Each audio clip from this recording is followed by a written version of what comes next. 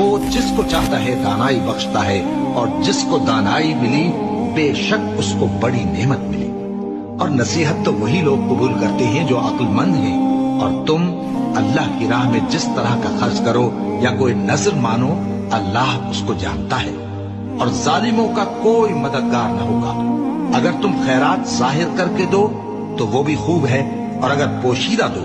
اور دو بھی ضرورت مندوں کو تو یہ تمہارے لیے بہتر ہے، اور اس طرح کا دینا تمہارے گناہوں کو بھی دور کرے گا، اور اللہ کو تمہارے سب کاموں کی خبر ہے۔ اے نبی صلی اللہ علیہ وآلہ وسلم، تم ان لوگوں کی ہدایت کے ذمہ دار نہیں ہو، بلکہ اللہ ہی جس کو چاہتا ہے ہدایت بخشتا ہے۔ اور مومنو، تم جو مال خرچ کرو گے تو اس کا فائدہ تمہیں کو ہے، اور تم تو جو خرچ کرو گے اللہ کی خوشنودی کے لیے کرو گے، اور جو مال تم خرچ کرو گے وہ تمہیں پورا پورا دے دیا جائے گا، اور تمہارا کچھ